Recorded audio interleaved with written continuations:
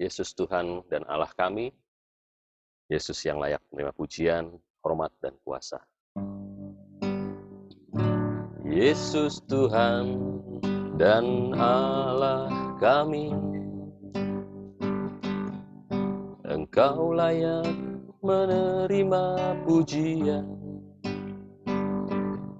hormat, dan kuasa, sebab Kau telah ciptakan segalanya.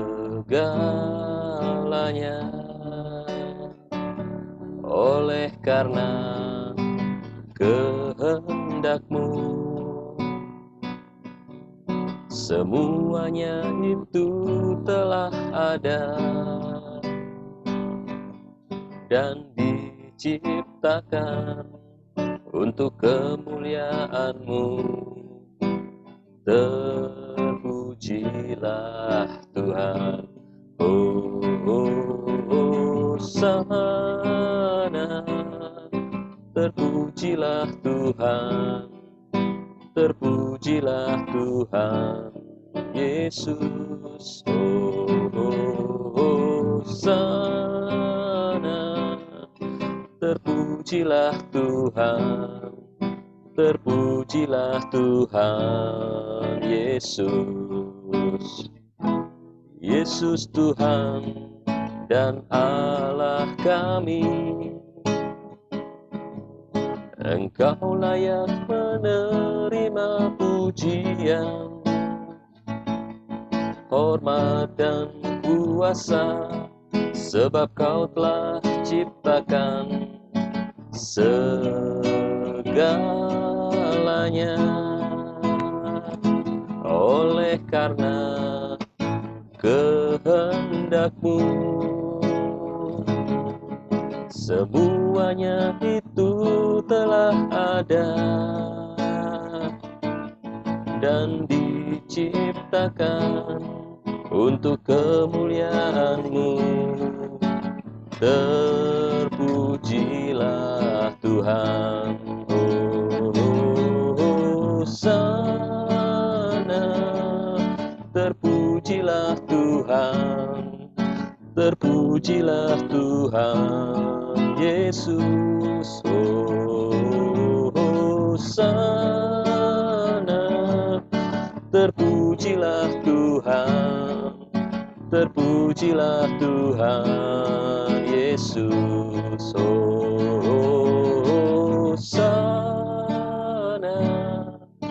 Terpujilah Tuhan, terpujilah Tuhan Yesus. Hosana. Terpujilah Tuhan, terpujilah Tuhan Yesus. Terpujilah Tuhan Yesus. Terpujilah Tuhan Yesus.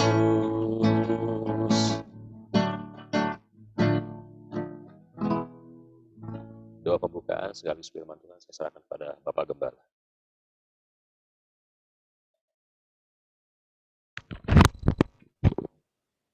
Nama Tuhan. Shalom. Selamat malam, saudara. Selamat berjumpa kembali dalam ibadah pendalaman Alkitab pada malam hari ini. Nah, mari kita akan mengawali ibadah ini dengan doa lebih dahulu, supaya kita mendapat tuntunan Roh Kudus, baik bagi hambanya yang menyampaikan firman Tuhan, maupun bagi saudara yang mendengarkan firman Tuhan. Kita mau tundukkan kepala sebentar dan kita masuk dalam doa. Bapa yang ada di dalam kerajaan surga, di dalam nama Tuhan kami Yesus Kristus, kami mengucap syukur dan berterima kasih kepada-Mu Tuhan, karena Engkau masih memberikan kesempatan kepada kami dalam sisa umur kami ini Tuhan, untuk masih tetap Tuhan beribadah kepada-Mu, sebab itulah yang Engkau kehendaki, karena Engkau Tuhan sudah menunjukkan jalan bagi kami, bagaimana selayaknya sebagai umat-Mu Tuhan, untuk kami mau beribadah kepada-Mu. kami boleh meninggikan, memuliakan nama-Mu. Terima kasih Tuhan. Engkau berkati Tuhan ibadah ini Tuhan. Engkau berkati Tuhan pemberitaan firman Tuhan. Kiranya Roh Kudus menuntun hamba-Mu, memberikan hikmat akal budi kepada hamba-Mu, dan kebijaksanaan yang dari surga. Kuduskan, layakkan hamba-Mu Tuhan. Engkau mengampuni segala kekurangan dan kelemahan kami. Juga kami berdoa untuk umat-Mu, untuk jemaat-Mu Tuhan yang saat ini juga sedang mengikuti ibadah ini Tuhan. Engkau juga berkati mereka. Engkau kuduskan ruangan yang kami pergunakan untuk beribadah, baik di tempat hamba maupun Tuhan di rumah mereka masing-masing. Tuhan, bila ada kuasa-kuasa lain yang mencoba menyelinap, ingin mengganggu jalannya ibadah kami usir bersama dalam nama Tuhan Yesus. Asa roh jahat diperintahkan pergi keluar dari tempat ini. Terima kasih Tuhan, kami memulaikan ibadah kami dalam nama Tuhan Yesus Kristus, yang menjadi kepala dari gerejanya, mempelai pria surga. Haleluya, amin. Puji Tuhan. Saudara, mari kita langsung masuk dalam pemberitaan firman Tuhan. Kita membuka kitab Wahyu, ya, pasal yang ke-16. Saudara, dalam Wahyu pasal 16, dari ayat pertama sampai dengan ayat 21, di situ bicara tentang 7 cawan murka Allah. Ya, dan ini merupakan hukuman dari Allah Bapa sendiri, ya. Allah Bapa sendiri. Sebab ada 3 kali 7 hukuman yang ditimpakan atas bumi ini. Dan ini yang terakhir, ya. Ada 7 hukuman. Nah, kita akan ikuti pembacaan firman Tuhan lebih dahulu. Ya, kita akan membaca ayat yang pertama lebih dahulu. Ya, silakan. Wahyu 16 ayat yang 1. Ya. Dan aku mendengar suara yang nyaring dari dalam bait suci berkata kepada ke-7 malaikat itu, pergilah dan tumpahkanlah ke-7 cawan murka Allah itu ke atas bumi. Iya, pergilah dan tumpahkanlah ke-7 cawan Allah itu ke atas muka bumi. Saudaraku, cawan yang dimaksud di sini adalah cawan hukuman Allah, ya, atas manusia, atas bumi ini, di mana sudah menolak, ya, sudah menolak korbannya Kristus, sudah menyangkal Kristus, bahkan sudah menyembah antikris. Ya, maka malaikat itu diutus untuk menumpahkan cawannya. Ayat yang kedua, kemudian ayat 2, maka pergilah malaikat yang pertama dan ia menumpahkan cawannya ke atas bumi. Maka timbullah bisul yang jahat dan yang berbahaya pada semua orang yang memakai tanda dari binatang itu dan yang menyembah patungnya. Ya, jadi yang terkena bisul ini cawan pertama ya, ketika ditumpahkan, maka timbullah bisul yang jahat, yang berbahaya, ya. Dan yang terkena ini adalah orang yang memakai tanda dari antikris dan menyembah patungnya. Jadi mereka ini ya akan tertimpa hukuman Allah. Nah, itu malaikat yang pertama, ya, ditandai dengan di mana di atas bumi ini timbul bisul-bisul yang berbahaya. Saudara, ini mengerikan sekali, ya, dan ini akan menimpa mereka yang menyangkal nama Tuhan dan menerima tanda dari antikris. Ya, sebelum kita lanjut kepada ayat-ayat berikutnya, sebab kalau kita baca seluruhnya, ya, ada 7 hukuman itu, ya. Yang pertama kita lihat di mana bisul, ya, kemudian darah lagi, dan kemudian matahari, ya, matahari menjadi gelap pada waktu itu, ya, dan seterusnya. Ada 7 jumlahnya. Ayo marilah kita akan langsung melihat, ya, bagaimana Allah menumpahkan cawan murkanya ini ke atas bumi. Cawan ini terbuat dari emas yang penuh berisi murka Allah, ya. Pasal 15 ayat yang ke-7, coba dibaca, ya. Ya. Wahyu Pasal 15 yang ke-7, dan satu dari keempat makhluk itu memberikan kepada ketujuh malaikat itu 7 cawan dari emas yang penuh 7 berisi cawan murka emas, Allah, penuh berisi murka Allah, ya. yaitu Allah Terus, yang hidup sampai selama-lamanya. iya, jadi cawan yang dimaksud itu adalah cawan yang berisi murka Allah, ya. Itu nanti akan ditimpakan atas bumi, atas manusia yang sudah menerima tanda 666, ya, tanda dari antikris.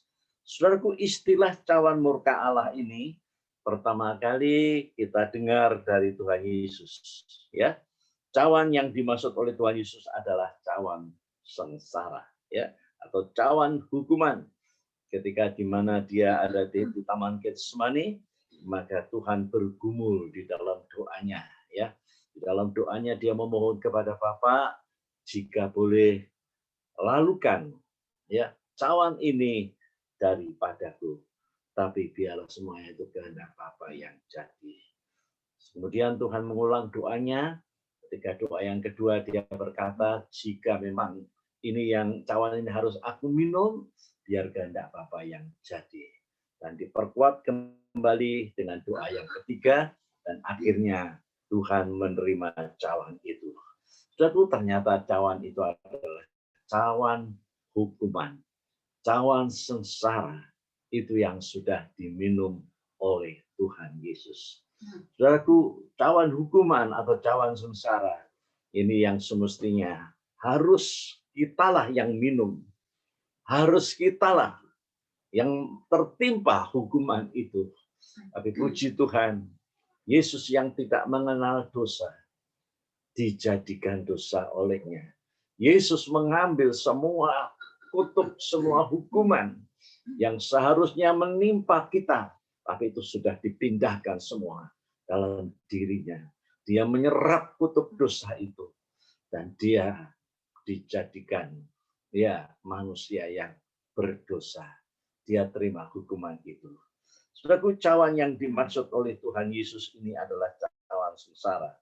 Tuhan pernah berkata kepada kedua anak Zebedeus, ya, sebab kedua anak Zebedeus ini, Yohanes dan Yakobus, dia ingin mendapat kedudukan, ya, di sebelah kanan dan di sebelah kiri dari Tuhan. Nanti kalau ketika Tuhan itu dipermuliakan, saudaraku, kalau kedua anak Zebedeus ini minta, ya, tempat itu, tentunya itu akan menimbulkan rasa iri, ya, dari teman-temannya, baik Petrus, ya, terus kemudian Andreas dan semuanya, ya, dari 12 rasul itu, ya, yang 10 ini mereka pasti iri, dan terjadilah, ya, perselisihan. Tetapi Tuhan mau menerangkan kepada kedua anak Zebedeus ini bahwa yang mereka minta itu, ya, mereka tidak tahu bahwa yang mereka minta itu adalah harus melewati minum cawan hukuman ini. Dapatkah kamu meminum cawan yang harus kuminum dan dibaptis dengan baptisan yang harus kuterima, ya. Ini yang Tuhan katakan kepada kedua anak Zebedeus ini, supaya mereka tahu, ya, bahwa untuk menerima kemuliaan itu harus melewati satu sengsara, ya, satu penderitaan yang hebat yang akan dialami oleh mereka. Ketika itu mereka tidak tahu, mereka hanya tahu bahwa tempat itu adalah tempat yang paling bagus sekali, ya, tempat yang strategis sekali, dan itu mereka mohon, ya, supaya diberikan kepada kedua anaknya ini, ya, anak Zebedeus ini. Kita baca sedikit ayatnya dalam Markus 10 ayat 38. Injil Markus pasal 10 ayat yang ke-38. Ya. Markus pasal 10 ayat yang ke-38.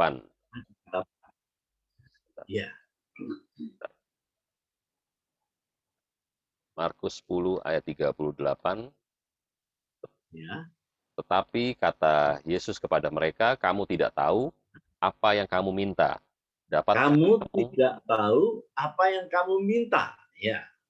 Dapatkah kamu Terus, minum cawan yang harus kuminum dan dibaptis dengan baptisan yang harus kuterima? Ya. Saudara, Tuhan Yesus mencoba menerangkan ya kepada kedua bersaudara ini. Kalau mereka itu menginginkan tempat di sebelah sisi kanan kiri Yesus, maka Tuhan katakan, kamu tidak tahu apa yang kamu minta. Ya, mereka tidak tahu, mereka cuma tahu kemuliaan. Tetapi sengsara itu mereka tidak tahu. Ya, kemudian Tuhan katakan, dapatkah kamu meminum cawan yang harus kuminum? Ya, puji Tuhan. Dibaptis dengan baptisan yang harus ya ku terima. Nah ini, ya, jawab mereka, kemudian mereka berkata apa? Kami dapat. Ya, teruskan ini 39. Ya. Jawab mereka, kami dapat. Yesus berkata kepada mereka, ya, memang kamu akan meminum cawan yang harus kuminum dan akan dibaptis dengan baptisan yang harus kuterima. Ya, jadi artinya semua penderitaan yang dialami oleh Tuhan Yesus itu nanti juga akan dialami oleh murid-murid, ya, dan itu sudah terjadi, ya, hampir seluruhnya, ya, dari 12 rasul itu kecuali Yudas, ya, Yudas karena dia mengambil jalannya sendiri, maka yang 11 rasul ini, ya, itu mengalami, ya, baik juga nanti akan diganti dengan Matius, ya, itu mereka semua akan mengalami penderitaan. Bahkan secara gereja ya menceritakan bagaimana kematian dari rasul-rasul itu. Di antaranya Petrus ya, dia berkata kalau Yesus gurunya itu disalib ya, kepala di atas, maka dia berkata itu tidak layak ya bagi dia. Dia ingin nanti kalau dia menderita itu kepalanya ditaruh di bawah, dijungkir begitu ya. Nah, kemudian ada lagi yang digoreng di wajan panas ya. Ada lagi yang diseret penderitaan itu yang mereka alami ya, sampai akhirnya mereka mati. Nah, itu cawan. Itu hukuman. Ya, Yesus sudah mengalami itu, menerima hukuman itu.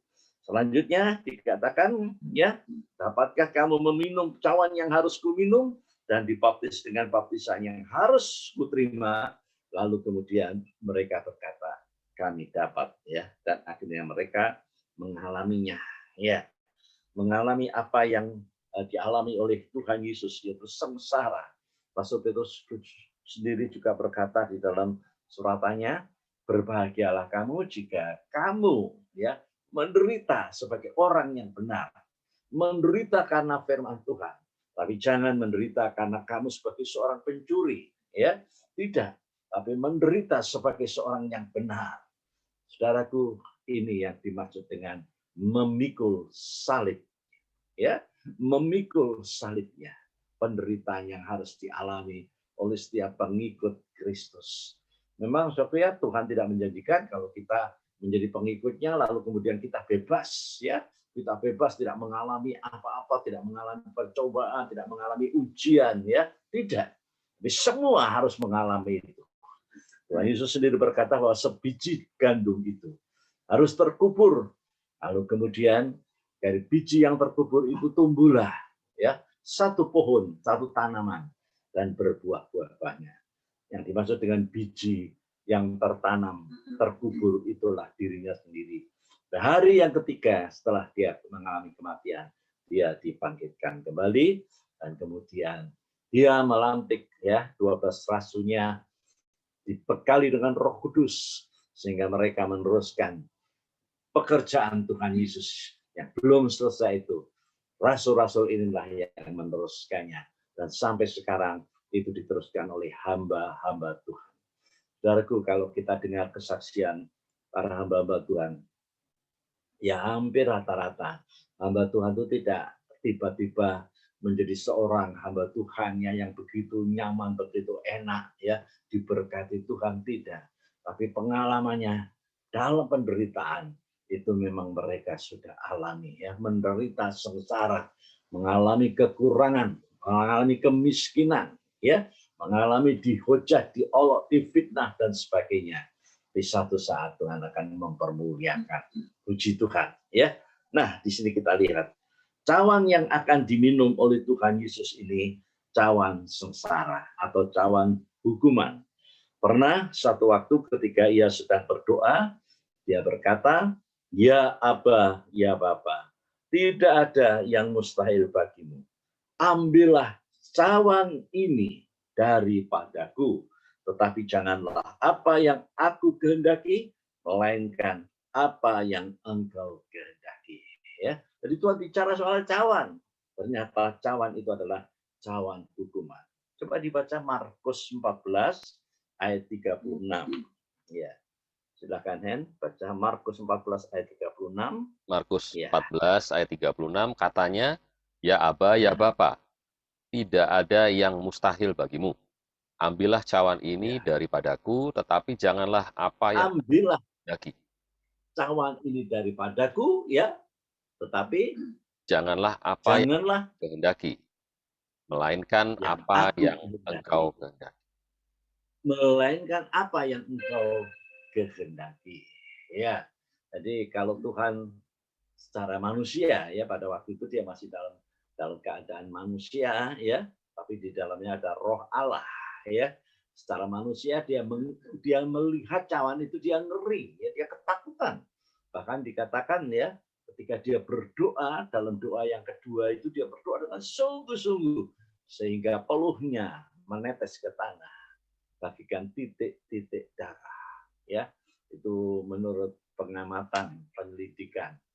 Kalau, ya, sampai keringat itu menjadi seperti titik-titik darah seperti yang dialami Tuhan Yesus, itu merupakan satu penderitaan yang luar biasa yang dialami oleh Tuhan Yesus.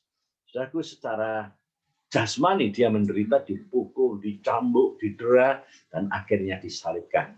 Ya, tapi secara rohani dia juga mengalami penderitaan. Dia dikhianati oleh muridnya, disangkal oleh muridnya, ya, dikhianati oleh Yudas Iskariot, dijual dengan 30 keping perak, ya, bahkan dia disangkal oleh Petrus di hadapan hamba imam besar, mengatakan aku tidak mengenal dia. Nah, ini itu penderitaan batin yang dialami oleh Tuhan Yesus. Tapi itulah yang dia katakan, ini cawan harus aku minum. Ya, tapi kalau boleh, ya, ambillah cawan ini daripadaku. Secara manusia dia ingin lepas. Coba suku kalau pada waktu itu Yesus tidak mau terima cawan, ya, cawan hukuman, cawan cawan sengsara. Apa yang terjadi dengan kehidupan kita? Tidak ada satupun manusia yang selamat. Bukan termasuk saya dan saudara. Kita harus menerima hukuman itu. Ya, tapi puji Tuhan, Tuhan sudah mengambil alih hukuman itu. Dia ambil semuanya itu. Semua kutuk, semua, ya, hukuman dia ambil alih. Berarti kita dibebaskan, ya, dari hukuman itu. Puji Tuhan, ya. Tuhan Yesus secara manusia ketika memandang murka Allah, ya, seperti yang dilihat dalam cawan itu, begitu mengerikan, ya. Itu sebabnya dia berdoa, kalau boleh cawan itu lalu daripadaku, tetapi kehendak Bapa lain. Dia harus meminumnya. Ini berarti dia tidak dapat menghindar dari sengsara. Oh, inilah pengorbanan Yesus.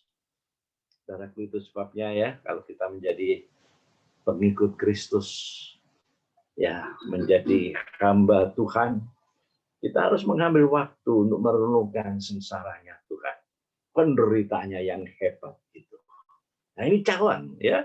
Kita bicara soal cawan.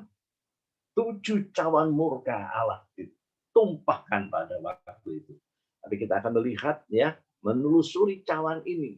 Ternyata cawan ini sudah pernah diminum, ya, oleh Tuhan Yesus ketika dia ada di kayu salib.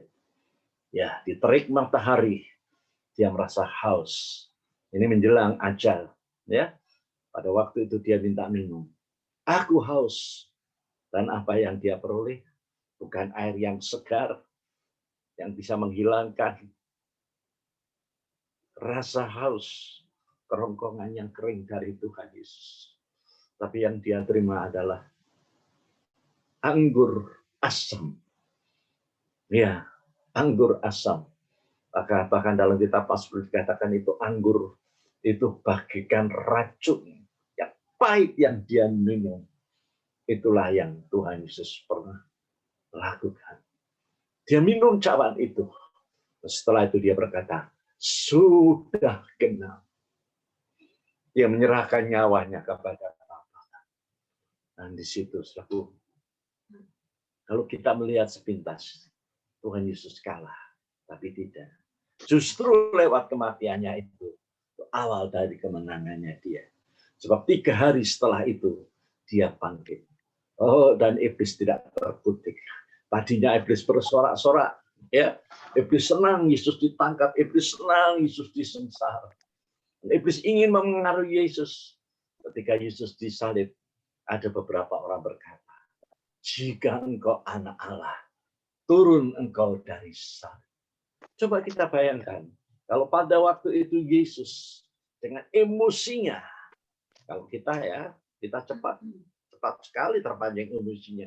Kalau Yesus pada waktu itu terpancing emosinya, dan dia turun dari salib, apa yang terjadi dengan kita? Tidak ada seorang pun yang selamat. Ya. Tapi puji Tuhan, Yesus menyelesaikan misinya. Yesus menyelesaikan seluruhnya sampai titik darah penghabisan. Darah yang mencucur di dalam tubuh Yesus. Itu luar biasa. Ya, luar biasa. Dari kedua belah tangannya terkena paku itu. Darah mengucur keras sekali. Kakinya juga demikian. Bahkan juga tuh ditambah lagi dengan cemeti. Ya. Oh, itu luar biasa. Mengerikan sekali. Dan kita lihat sebenarnya itu untuk siapa? Yesaya katakan. Dan Yesaya 53, orang memandang dia sepertinya dia itu seorang penjahat. Sampai dikatakan memandang rupanya bukan rupa manusia lagi. Sampai tidak dikenalinya. Hancur sama sekali. Tubuh sampai wajahnya. Yesus menanggung semua derita itu. Dan Yesaya katakan, itu adalah untuk menggantikan sengsara kita. Dia disalib untuk menggantikan dosa-dosa kita. Oh, puji nama Tuhan. Ya, saudaraku, ini yang diterima oleh Tuhan Yesus ketika itu. Nah, ada satu peristiwa lagi. Ketika di Taman Getsemani, pada waktu penangkapan Tuhan Yesus yang dilakukan pada waktu itu serdadu Roma. Ya, seorang murid Yesus, itulah Petrus. Dia pada waktu itu menghunus pedangnya. Dan dia hantam hamba imam besar yang bernama Malkus. Mestinya lehernya yang diarahkan di situ, ya, pedangnya diarahkan di leher, tapi yang terkena itu daun telinga dari Malkus itu lepas. Ya. Dan Tuhan katakan apa kepada Petrus? Sarungkanlah pedang. Ya. Ya. Kepada Petrus Tuhan Yesus berkata, sarungkanlah pedangmu itu. Bukankah aku harus minum cawan yang diberikan Bapa kepadaku? Sekali lagi, ya, tentang cawan. Coba dibacain. Yohanes 18 ayat 11. Ini cawan yang memang harus diminum oleh Yesus. Ya, sebab kalau tidak ada kesempatan manusia ini bisa selamat. Ya. Yohanes 18 ayat yang ke-11. 11. Kata Yesus kepada Petrus, sarungkan pedangmu itu, bukankah aku harus minum cawan yang diberikan Bapa kepadaku? Nah, iya. Bukankah aku harus minum cawan yang diberikan Bapa kepadaku? Iya. Tuhan tidak menolak. Tidak menolak sengsara. Bahkan sampai kepada kematian. Seringkali kalau kita sedang diuji, ya, belum kita sudah bilang, Tuhan, lepaskan aku dari derita ini. Ya, ya, sepertinya sudah ingin cepat-cepat lepas dari proses. Saudara, kalau kita melihat ya, sebuah benda yang indah yang ada dalam ruangan suci, itulah pelita emas. Pembuatan pelita emas itu dari 1 talenta, dan itu bukan dicor, dicetak, ya, bukan, tapi lewat ditempa, dibakar, ditekuk, ya, dibentuk menjadi bunga padang. Ya, indah sekali. Kalau kita lihat pelita emas itu indah sekali. Ya, nah itulah juga yang diperbuat oleh Tuhan bagi kita. Selagi pembentukan itu terjadi, jangan kita keburu berkata, Tuhan, aku sudah tidak kuat, Tuhan. Lepaskan aku dari semuanya ini. Ya, itu hampir rata-rata semua. Ya, anak Tuhan, bahkan hamba Tuhan. Terus terang saja, Saudara, sebagai manusia, ya kita bukan seperti Yesus. Ya, yang bisa dengan jelas dia terima cawan, dia takut, dia minum. Tapi kita, kalau kita ditawari itu cawan, kita akan menolak. Kita akan menerima. Tuhan, kemuliaan saja Tuhan. Seperti dua anak Zebedeus, Yakobus dan Yohanes tadi. Ya, ingin duduk di sebelah kanan dan kiri Tuhan Yesus ketika nanti dipermuliakan. Yang diminta itu adalah kemuliaan. Bukan salib. Bukan sengsara. Tuhan tunjukkan. Kamu akan menerima apa yang aku alami. Yaitu cawan murka Allah itu. Dan memang akhirnya mereka mengalami. Saudaraku, ini yang Tuhan ingin mengajar kepada kita. Kalau engkau pada saat ini mengalami penderitaan, mengalami cobaan, coba renungkan ketika cobaan itu datang. Kau gumuli dan belajarlah berterima kasih. Karena engkau dan saya diizinkan untuk menerima atau mengalami ujian itu. Petrus berkata, berbahagialah orang yang menderita karena kebenaran. Ya, menderita karena kebenaran, bukan menderita karena berbuat dosa. Nah, ini yang kita harus mengerti. Saudaraku, tidak lagi harus menolak cawan itu, tapi meminum cawan itu. Puji nama Tuhan. Ya, saudaraku, cawan yang dia minum itu adalah cawan dosa. Kalau cawan dosa itu sudah diminum oleh Tuhan Yesus, maka kita tidak perlu lagi harus kena cawan hukuman Allah yang mengerikan itu. Jadi kalau saudara mempelajari Wahyu 16 ini, ya memang mengerikan sekali, saudara ya. Mengerikan sekali, hukuman demi hukuman silih berganti, dan semuanya itu akan membuat sengsara bagi orang-orang yang pada waktu itu menerima tanda dari angka 666, ya, angka dari antikris. Saudaraku, kalau kita melihat ya apa yang terjadi pada waktu 7 malapetaka ini dicurahkan oleh Allah, mungkin kita juga merasa ada ketakutan. Kalau saudara takut, berarti saudara tidak mengerti firman Tuhan. Firman Tuhan mengatakan, Yesus sudah minum cawan dosa itu. Saudara tidak perlu lagi harus terkena hukuman Allah. Terpujilah nama Tuhan. Itu sebabnya kita harus memberikan waktu kita untuk merenungkan. Ya, merenungkan korbannya Kristus. Seperti dalam nyanyian selalu mengatakan, sedetik pun kiranya, ya, sedetik pun sekiranya jangan berlalu, ya, dalam hidupku untuk menghargai korban. Nyanyian ini mengajar kepada kita untuk tidak sampai melupakan korbannya Tuhan. Ya, puji Tuhan. Kita diajar untuk minum cawan yang berisi apa? Bukan hukuman.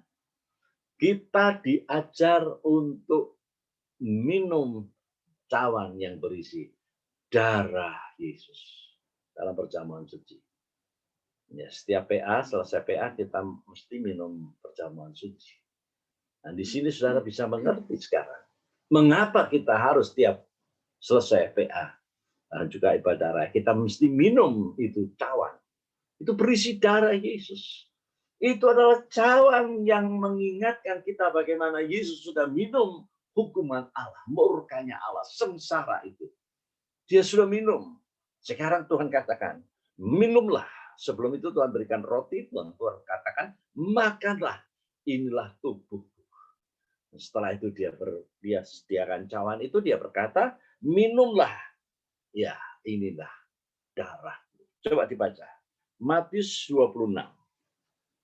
Injil Matius pasal yang ke-26, ayat 27 dan 28.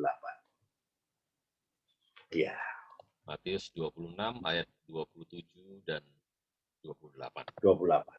Ya, atau ambil ayat 26 ya, kita baca. Sampai 28.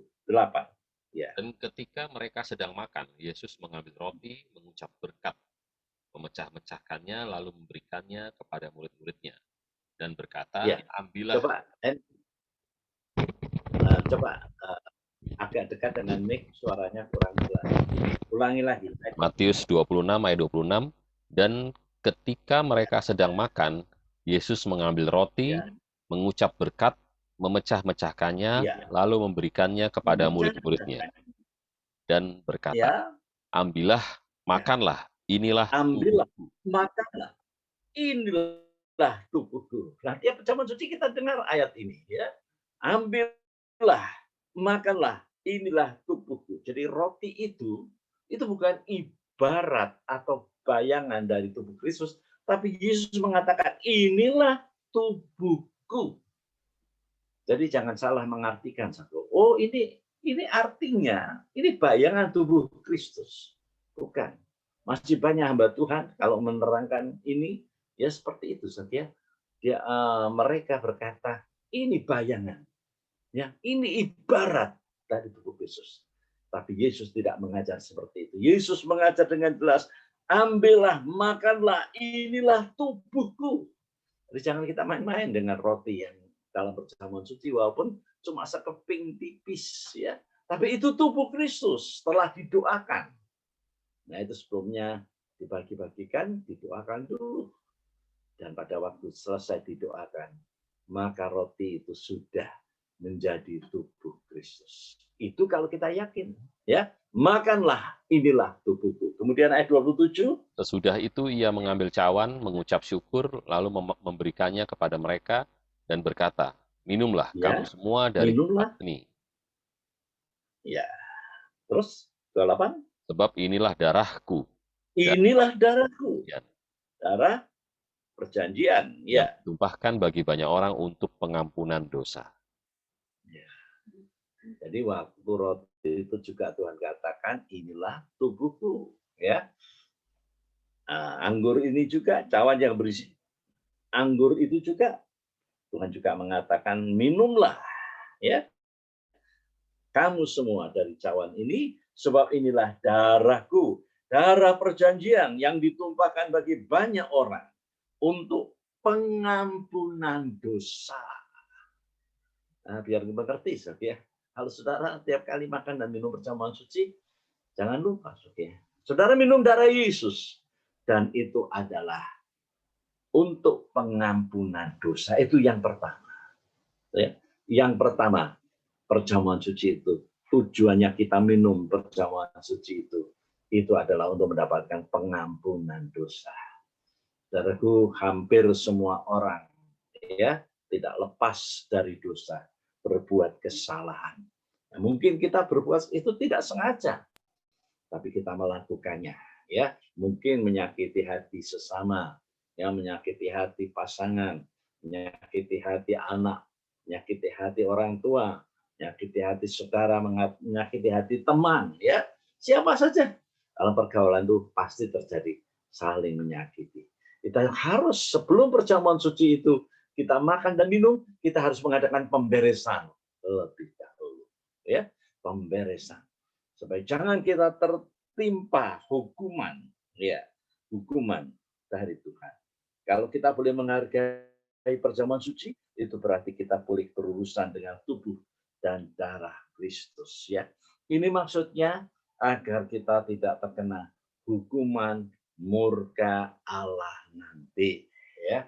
Sebab hukuman murka Allah itu pasti akan terjadi. 7 cawan murka Allah yang dituangkan itu pasti akan terjadi.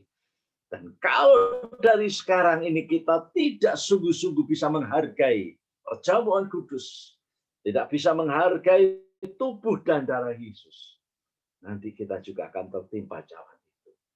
Belajarlah menggunakan perjamuan suci dengan sungguh-sungguh, ya. Dan suatu kebiasaan lagi, kalau saudara pegang itu tubuh Tuhan, ini adalah jalan untuk kita boleh bersekutu dalam korbannya. Ini kalau kita pegang cawan dan kita minum cawan ini, Tuhan katakan, itu adalah cawan perjanjian, itu darahku. Ya, yang mengadakan satu pengampunan dosa. Kita diampuni dari segala dosa kesalahan kita. Coba kita membaca dalam surat 1 Korintus pasal yang ke-11, ya, ayat 27 sampai dengan 32. Nah, di sini ada penjelasan tentang perjamuan suci. Sebab ayat-ayat yang sering kita baca, yang saya baca dalam perjamuan suci itu adalah ayat 23 sampai dengan 26. Ya, itu kerap kali saya bacakan ayat itu. Tapi untuk sekarang kita akan melihat ya ayat selanjutnya, ayat 27 sampai dengan ayat yang ke-32. Supaya kita bisa mengerti ya mengapa kita harus makan dan minum perjamuan suci. Ya, dan juga mengingatkan kita supaya kita tidak bersalah dengan makan dan minum perjamuan suci. Tidak asal ikut-ikutan, tapi benar-benar kita harus makan dan minum. Nah, saya diingatkan Tuhan, saudaraku, kalau saudara punya anak ya yang masih remaja dan belum dibaptis, itu bukan tidak boleh minum perjamuan suci. Saya anjurkan lewat firman Tuhan pada malam hari ini, kalau ada anak saudara yang sampai sekarang berpendapat, ya saya tidak tahu itu dari mana, mungkin ada yang menyampaikan firman Tuhan melarang saudara untuk makan perjamuan suci, itu salah. Ya, saya katakan saudara boleh makan dan minum perjamuan suci. Ya, anak-anak remaja yang belum dibaptis, asal saudara mengerti firman Tuhan. Kecuali kalau saudara tidak mengerti firman Tuhan, memang tidak boleh. Jangankan saudara, orang yang sudah tua, yang dewasa pun, kalau tidak mengerti firman Tuhan, saya katakan jangan makan minum perjamuan suci. Ya, jadi saudara anjurkan anak saudara, ayo. Ya, paling tidaklah saudara ada anak di rumah yang sudah duduk ya di kelas bangku SMP sampai SMA, ya katakanlah ya.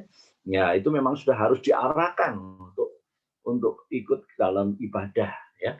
Ibadah umum ya seperti PA ini juga perlu ya supaya mereka mendalami firman Allah dan mereka juga ikut makan dan minum perjamuan suci. Untuk apa? Supaya mereka juga mendapatkan pengampunan dosa.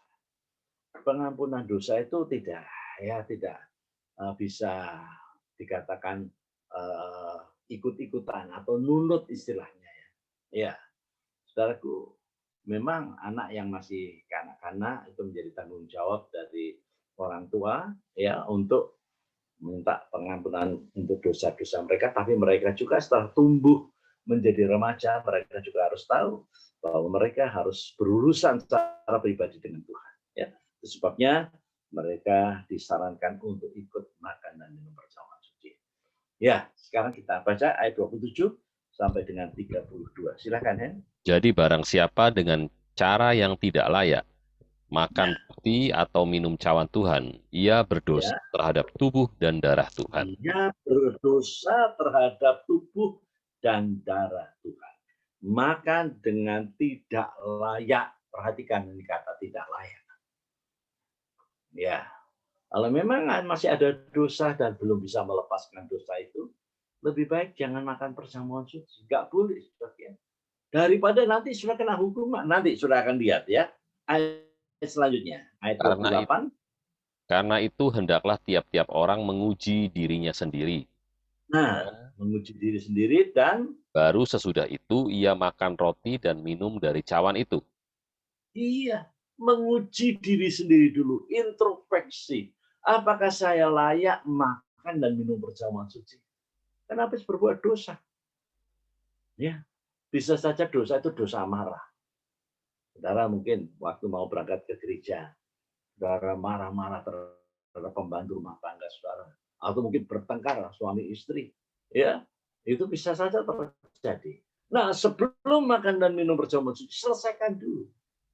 Ya, supaya kita layak makan dan minum perjamuan suci. Sebab itu adalah tubuh dan darah Yesus. Ya, ayat 29.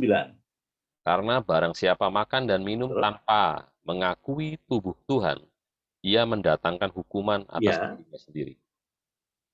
Nah, mendatangkan hukuman atas dirinya. Karena makan dan minum tanpa mengakui tubuh Tuhan. Oh, cuma roti saja, sekeping kecil, ya, dianggap remeh. Nanti kan juga makan tiap hari Jumat, saya ikut PA, saya makan minum. Sepertinya tidak terjadi apa-apa dalam hidup saudara. Kenapa habis makan dan minum bersama suci pulang bertengkar lagi, marah-marah lagi? Berarti orang itu tidak mengerti tentang perjamuan suci. Nah, ayat-ayat ini menjelaskan supaya kita bisa menghargai perjamuan suci. Lanjutkan 30. Sebab itu banyak di antara kamu yang lemah dan sakit, dan tidak Nah, sedikit yang meninggal. lemah dan sakit, ya. Habis makan perjamuan suci harusnya sakitnya sembuh, tapi malah ini kok sakit, ya. Lemah, harusnya kuat. Habis makan perjamuan suci harusnya kuat, tapi kok lemah, ya. Nah, saudaraku, bahkan juga dikatakan dan tidak sedikit yang meninggal. Ini artinya saudara tidak meninggal beneran, kita hidup dalam perjanjian baru. Kalau dalam perjanjian lama meninggal, ya meninggal beneran. Tapi dimaksud meninggal ini adalah mati secara rohani. Rohanimu mati. Karena apa? Tidak mengerti perjamuan suci itu. Ada gereja, ya, melakukan perjamuan suci sebulan sekali. Ya, sebulan sekali. Ada 3 bulan sekali. Tapi saudara mendapat kemurahan Tuhan. Saya disadarkan Tuhan bahwa harus membawa jemaat itu makan, minum perjamuan suci dalam tiap ibadah. Ya, ya memang ibadah doa kita belum lakukan. Tapi kalau ibadah PA sudah, ibadah raya sudah tiap kali itu sekian. Nah ini, jadi kita melihat sekian. Berarti kita ada persekutuan terus-menerus dengan korbannya Kristus. Jangan kita jauh dari korbannya Kristus. Ya, ayat 31, ya. Kalau kita menguji diri kita sendiri, hukuman tidak menimpa kita. Hukuman tidak menimpa kita. Kalau kita mau introspeksi sebelum makan minum perjamuan suci, koreksi dulu. Adakah dosa yang masih saya simpan? Adakah saya masih belum mengadakan pemberesan? Mungkin itu dengan sesama saudara, dengan istri kita, dengan suami kita, dengan anak-anak kita, belum ada pemberesan. Saudara berani makan perjamuan suci, tertimpa hukuman. Hukuman akan menimpa saudara. Tapi kalau saudara mau menguji diri saudara, hukuman tidak menimpa saudara. Ayat yang ke-32 kemudian. Tetapi Ya, kalau kita 32. menerima hukuman dari Tuhan, kita dididik Ya. supaya kita tidak akan dihukum bersama-sama dengan dunia. Nah, supaya kita tidak akan dihukum bersama-sama dengan dunia.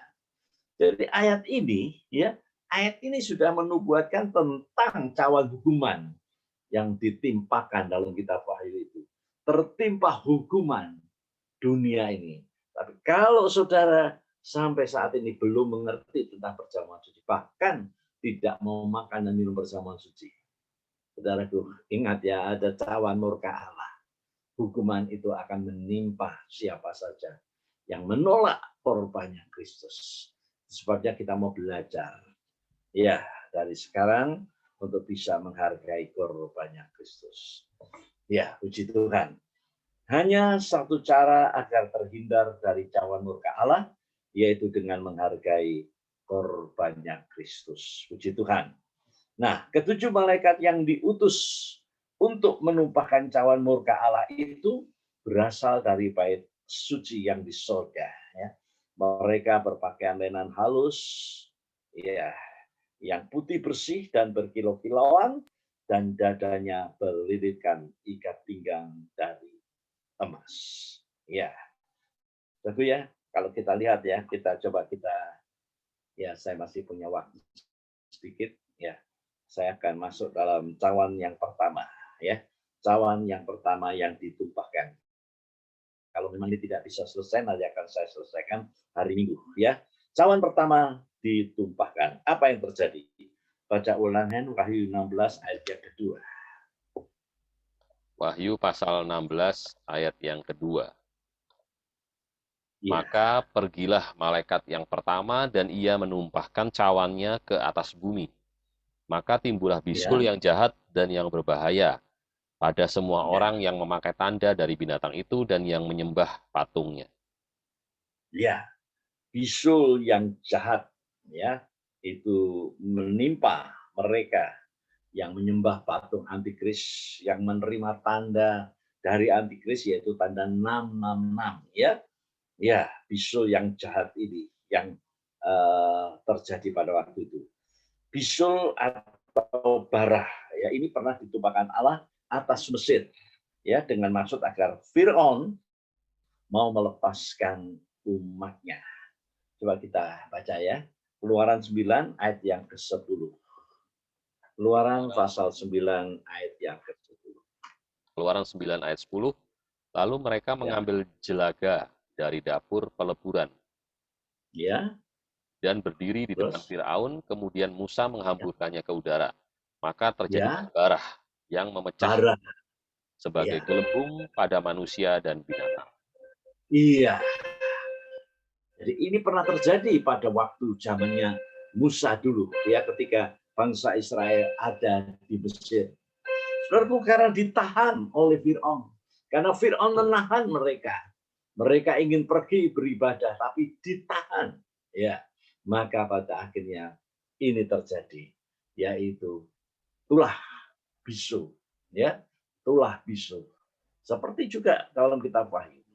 Lalu kalau bangsa Israel ada di Mesir, itu adalah ibaratnya kita sekarang nih yang ada di dunia. Jadi Mesir itu menunjuk dunia ini. Dan Fir'aun adalah penguasa dari dunia itu, iblis. Ya, yang menguasai dunia ini. Umat Allah ada di Mesir pada waktu itu untuk ditindas oleh orang-orang Mesir. Dalam Keluaran 3 ayat 7 sampai dengan 10. Mereka ditindas, ya. Kemudian Tuhan mengirimkan tulah demi tulah dengan maksud agar Firaun mau melepaskan umat Allah dari cengkeramannya. Nah, Firaun ini tidak mau melepaskan umat Allah walaupun sudah beberapa tulah ditimpakan atas Mesir. Apa maksud Allah untuk membawa umat Allah keluar dari Mesir? Agar umat Allah itu dapat beribadah kepada Allah. Nah, ini tujuan. Ya, ini tujuannya. Mengapa Allah ingin supaya bangsa Israel itu dikeluarkan dari Mesir supaya mereka dapat beribadah kepada Allah. Coba dibaca Keluaran pasal yang kelima ayat 1 dan 2. Ya, Keluaran pasal 5 Keluaran 5 ayat 1 dan 2. Kemudian Musa dan 1 dan Harun 2. pergi menghadap Firaun lalu berkata kepadanya, beginilah Ya, firman Tuhan Allah Israel, ya, biarkanlah umatku pergi untuk mengadakan perayaan bagiku di mengadakan padang gurun. perayaan bagiku. Ya, terus Di padang ya gurun, sudah tetapi sudah ayat yang pertama saja. Iya, dengan ayat yang kedua, silakan. Firaun berkata, siapakah Tuhan itu yang harus kudengar Iya, firman-Nya untuk membiarkan orang iya, Israel pergi? Tidak kenal iya. aku Tuhan Kenal itu, Tuhan, ya. dan tidak Terus, juga aku ya, akan kenal aku Tuhan membiarkan itu. orang Israel pergi. Dan tidak juga aku akan membiarkan orang Israel pergi. Dicegah, ya. Ditahan oleh Firaun. Sehingga bangsa Israel pada waktu itu tidak dapat beribadah kepada Allah. Saudaraku, untuk ibadah, ya, di sini ada istilah perayaan, ya. Ayat 1. Kemudian Musa dan Harun pergi menghadap Firaun lalu berkata kepadanya, beginilah firman Tuhan Allah Israel, biarkanlah umatku pergi untuk mengadakan perayaan bagiku di padang gurun. Ya, dalam terjemahan baru disalin perayaan. Ya, tapi dalam perjanjian lama, ya, dalam terjemahan lama itu dikatakan hari raya. Ya, jadi dikatakan mereka biarkan umatku pergi untuk mengadakan hari raya bagiku. Ya, ini yang dimaksud itu adalah ibadah. Ya, ibadah. Saudaraku, Fir'aun itu adalah iblis, ya, dalam bentuk manusia menahan umat Tuhan untuk pergi beribadah kepada Tuhan. Dengan adanya tulah-tulah itu maksudnya agar Fir'aun mau mengubah sikap, ya, dengan mengizinkan umat Allah untuk pergi ke padang gurun. Tapi ternyata Fir'aun itu mengeraskan hati. Berapa kali Fir'aun mengeraskan hati? Kita lihat, ya, Karena terbiasa mengeraskan hati, maka kemudian Fir'aun ini hatinya dikeraskan oleh Allah. Coba baca ayat ini ya. Keluaran pasal yang ke-7 ayat 13 ya, kemudian ayat 23 ya. Keluaran 7 ayat 13 dan 23. Tetapi hati Fir'aun berkeras sehingga tidak mau mendengarkan mereka keduanya, ya, seperti yang telah ya. difirmankan Tuhan. Hati Fir'aun berkeras. Kemudian ayat 23. Ayat 23, Fir'aun berpaling lalu masuk ke istananya dan tidak mau memperhatikan hal itu juga. Ini berarti mengeraskan hati, ya. Mengeraskan hati. Pasal 8 ayat 15. Pasal 8 ayat yang ke-15. Ya. Tetapi ketika Fir'aun melihat bahwa telah terasa kelegaan, ia tetap berkeras hati dan tetap berkeras hati dan tidak mau mereka mendengarkan keduanya, mereka. seperti yang telah difirmankan Tuhan. Mendengarkan Musa dan Harun, berkeras hati. Kemudian lanjut ke ayat yang ayat 32, ayat 32. Ayat 32, tetapi sekali ini pun Fir'aun tetap berkeras hati. Ia tidak membiarkan bangsa itu pergi. Dan tidak membiarkan bangsa itu pergi. Berapa kali? Ya, berapa kali Fir'aun mengeraskan hati? Belum selesai, masih ada lagi. Pasal 30, pasal 9 ayat 7. Pasal 9 Keluaran ayat 7. 9 ayat yang ke-7, lalu Fir'aun menyuruh orang ke sana dan sesungguhnya lah dari ternak orang Israel tidak ada seekor pun yang mati. Tetapi Fir'aun tetap berkeras hati dan tidak mau membiarkan bangsa itu pergi. Berkeras hati. Padahal tulah itu berlanjut terus ya. Tiap kali ada tulah, Fir'aun sepertinya sadar. Tapi begitu tulah itu sudah lenyap ya. Mengeraskan hati. Dan itu terjadi berulang-ulang. Ya. Kemudian kita lihat ayat yang ke-34. Ya, 34. Ya. Ayat 34. Tetapi ketika Fir'aun melihat bahwa hujan es dan guruh telah berhenti, maka teruslah ia berbuat dosa. Ia tetap berkeras hati, baik ia maupun para pegawainya. Tetap berkeras hati, baik ia maupun para pegawainya. Ya, tetap mengeraskan hati. Berapa kali Fir'aun mengeraskan hati? Saudaraku, kalau Fir'aun terbiasa mengeraskan hati, ya, apa yang terjadi? Terus menerus tulah itu, ya, berkelanjutan. Kemudian kalau Fir'aun berkeras hati, maka pada akhirnya Tuhan mengeraskan hatinya Fir'aun. Ya, mengeraskan hatinya Fir'aun. Tadi pasal 9 ayat 12 sudah dibaca? Iya. Ya, belum. Ayat 12. Pasal 9 ayat 12. Di situ dikatakan, tetapi Tuhan mengeraskan hati Fir'aun. Nah, sekarang Tuhan yang mengeraskan hatinya Fir'aun. Sehingga ia tidak mendengarkan mereka. Seperti yang telah difirmankan Tuhan kepada Musa. Jadi lihat, perhatikan saudara. Kalau orang biasa mengeraskan hati dan tidak mau bertobat dari sikapnya, dari caranya dia, apalagi mendengarkan firman Allah, mengeraskan hati, maka satu saat orang itu akan dikeraskan hatinya oleh Tuhan. Seperti Fir'aun. Ya. Ayat 34. Ayat 34. Ya. Ayat 34 dari Keluaran pasal 9. Tetapi sebentar, pasal 10 ayat 20. Pasal 10 ayat 20. Keluaran 10 ayat yang ke-20. 20. Tetapi Tuhan mengeraskan hati Fir'aun. Sehingga tidak mau membiarkan orang Israel pergi. Sekarang Tuhan yang mengeraskan hatinya Fir'aun. Ya, tadinya Fir'aun yang mengeraskan hatinya sendiri. Tapi sekarang Tuhan yang mengeraskan hatinya. Pasal 11 ayat 10. Ya. Keluaran pasal yang ke-11 ayat yang ke-10. Ya. Musa dan Harun telah melakukan segala mukjizat ini di depan Fir'aun. Tetapi Tuhan mengeraskan hati Fir'aun sehingga tidak membiarkan orang Israel pergi dari negerinya. Hati Fir'aun. Ya. Sehingga tidak membiarkan orang Israel pergi dari negerinya. Tuhan mengeraskan hati. Perhatikan baik-baik ya. orang yang suka mengeraskan hati dan tidak mau bertobat, ya, tidak mau berhenti dari caranya dia, ya, terus bersikap mengeraskan hati. Satu saat Tuhan yang mengeraskan hatinya.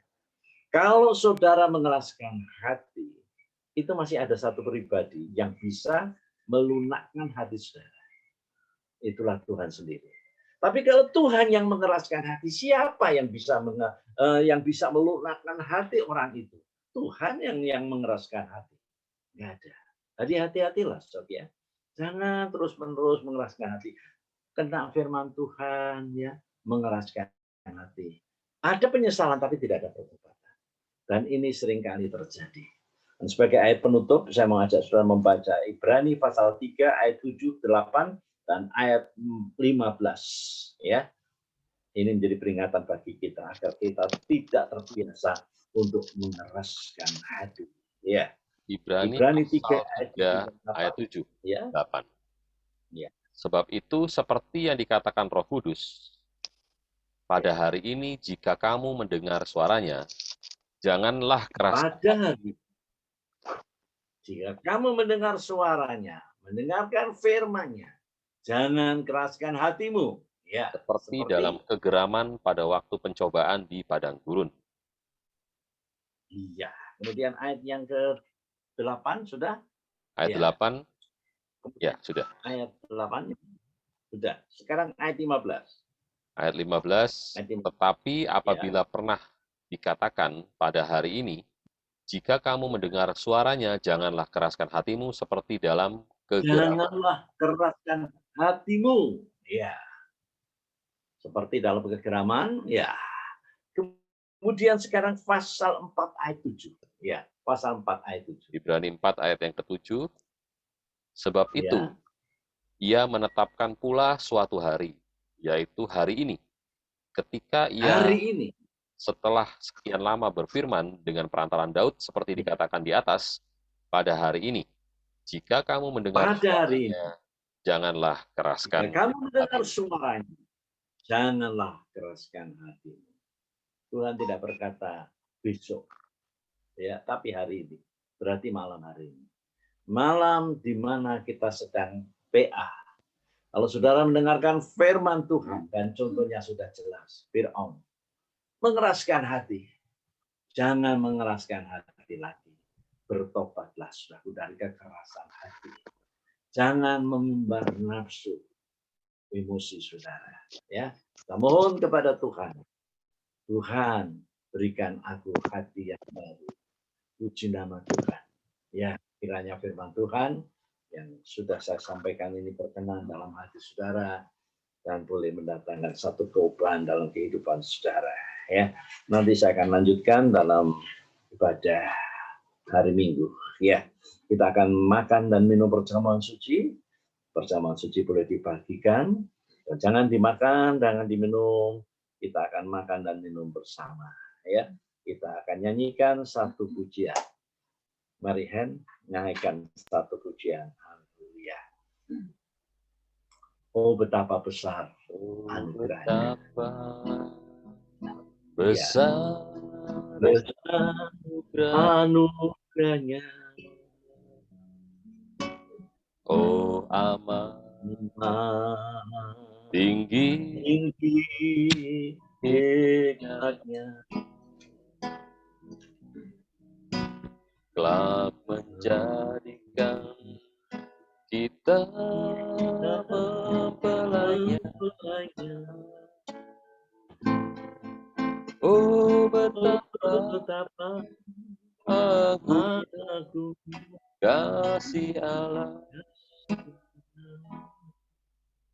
Mari saudara, kalau saudara bisa nyanyikan nyanyian ini, nyanyikan, ya.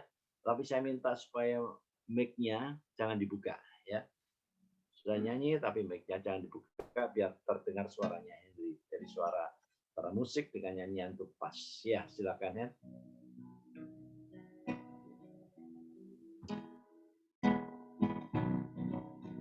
Oh, betapa besar anugerahnya. Oh, amat tinggi hikmatnya, kelak menjadikan kita mempelainya. Oh, betapa agungnya kasih Allah.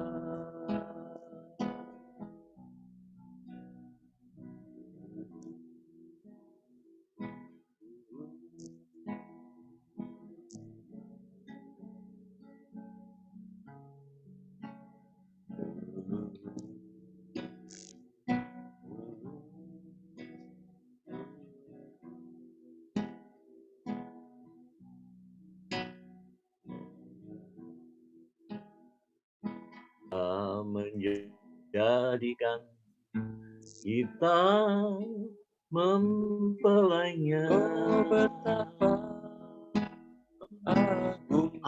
agungnya kasih Allah.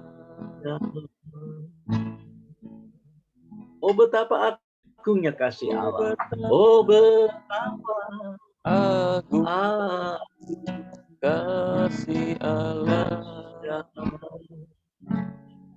Sebelum kami makan dan minum perjamuan suci, Tuhan kuduskan kami, layakkan kami, agar kami tidak berkesalahan dengan tubuh dan darah-Mu. Terima kasih Tuhan, terima kasih. Dalam nama Tuhan Yesus, kami sambut perjamuan suci ini. Amin. Haleluya. Puji Tuhan, nyanyikan kembali nyanyian ini, dan nanti perjamuan suci akan dibagikan. Haleluya. Oh, betapa, ya nyanyi, besar anugerah. Oh, betapa tinggi hikmatnya, kelak menjadikan kita mempelainya. Oh, betapa agungnya kasih Allah. Oh, betapa agungnya kasih Allah. Oh, betapa agungnya kasih Allah. Mari kita mau angkat tubuh Tuhan. Di tangan kanan kita pegang tubuh Tuhan. Haleluya. Dan tangan kiri pegang cawanya berisi darah. Haleluya, haleluya. Di tempat saudara-saudara boleh berdiri, dan saudara angkat tubuh Tuhan. Haleluya. Saya bacakan firman Tuhan seperti yang tertulis dalam Matius 26 tadi, yaitu ayat 26, ya, dan seterusnya. Dan ketika mereka sedang makan, Yesus mengambil roti, mengucap berkat, memecah-mecahkannya, lalu memberikannya kepada murid-muridnya dan berkata, ambillah, makanlah, inilah tubuhku. Mari kita makan bersama dalam nama Tuhan Yesus. Amin. Haleluya.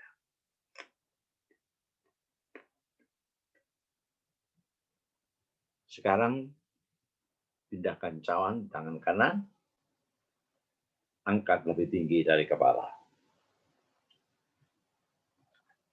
Ayat selanjutnya mengatakan, sesudah itu dia mengambil cawan, mengucap syukur, lalu memberikannya kepada mereka dan berkata, minumlah kamu semua dari cawan ini, sebab inilah darahku, darah perjanjian, yang ditumpahkan bagi banyak orang untuk pengampunan dosa. Kita minum cawan yang berisi darah Tuhan, dalam nama Tuhan Yesus. Amin. Haleluya, haleluya. Kita nyanyikan pujian Tuhanku mau berterima kasih. Dan nanti saya minta saudara David Haryadi akan berdoa. Haleluya. Haleluya. Haleluya. Tuhanku ingin berterima kasih. Ya. Oleh sebab kasih dan perhatian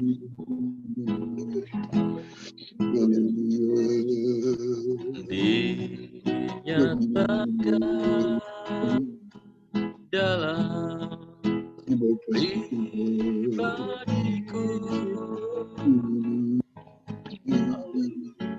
lewat pemeliharaan firman.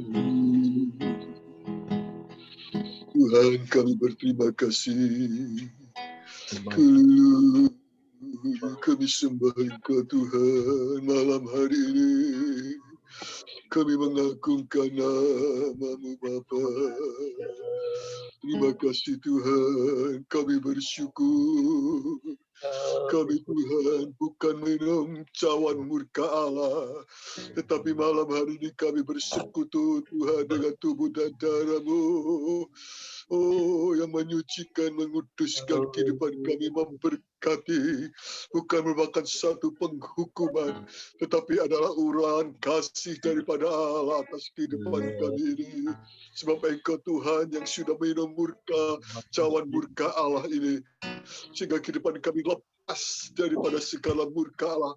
Sebab itu Tuhan, ajarkan kehidupan kami ini untuk dalam setiap kami bersekutu dengan tubuh dan darah-Mu, di dalam setiap ibadah kami boleh menghargai korban-Mu Tuhan, sebab inilah yang menyelamatkan kehidupan kami dari hukuman murka Allah yang akan menimpa dunia ini.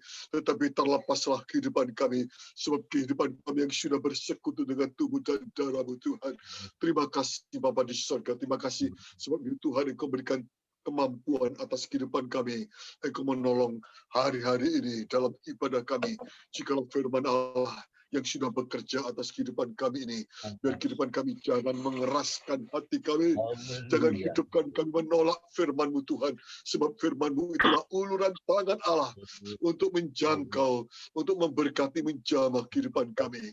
Terima kasih Bapa di surga, terima kasih sehingga tidak timbul Tuhan segala perkara hukuman Allah yang akan menimpa yang begitu dahsyat. Terima kasih Bapa di surga, terima kasih berikan hati kami yang bisa mengasihi Engkau Tuhan, hati yang Tuhan bisa menghargai korban-Mu, hati yang bisa menerima firman-Mu seutuhnya di dalam setiap kehidupan kami ini. Terima kasih Bapa di surga, terima kasih dan kami boleh menangkap pengertian firman-Mu malam hari ini, khususnya dalam kitab Wahyu pasal yang ke-16 ini Tuhan. Terima kasih untuk berkat-Mu pada malam hari ini. Tidak lupa kami juga berdoa buat hamba-Mu, gembala kami yang sudah melayani kami dalam pemberitaan firman-Mu. Engkau pakai Tuhan pelannya di hari-hari mendatang. Biar kiranya roh hikmat wahyu atas kehidupan hamba-Mu. Tuhan tambahkan urapan tenaga kuasa dan kesehatan yang prima atas kehidupan hamba-Mu. Juga demikian dengan Ibu Gembala, berkati beliau. Berdoa Tuhan, Kau berikan kesehatan yang prima. Bapak Ibu Gembala, berkati Tuhan semuanya. Bahkan juga seluruh keluarganya Tuhan diberkati. Dan juga kehidupan kami malam hari ini yang Tuhan hadir dalam ibadah lewat Zoom. Diberkati, tidak ada seorang pun Tuhan yang lewatkan. Semuanya diberkati lewat firman-Mu, lewat persekutuan tubuh dan darah-Mu. Terima kasih Bapa di surga, terima kasih kami mengucap syukur malam hari ini. Terima kasih Tuhan Yesus, terima kasih. Dan sekarang saudara yang dikasih Tuhan, terimalah berkat yang datangnya dari Allah Bapa, kasih-Nya daripada Allah Sang Putra, dan persekutuan Roh Kudus yang akan selalu membawa kita untuk menantikan kedatangan Tuhan. Haleluya. Biar kita tetap hidup di dalam kekudusan. Saat di mana Tuhan menjanjikan kepada upah yang dari Tuhan datangnya. Amin. Terima kasih Tuhan, terima kasih. Segala puji dan hormat bagi Tuhan saja. Dalam nama Tuhan Yesus kami sudah berdoa. Semua bersama yang percaya katakan amin. Amin. Haleluya. Sekian ibadah kita dan Tuhan Yesus memberkati saudara. Selamat malam, sampai berjumpa hari Minggu.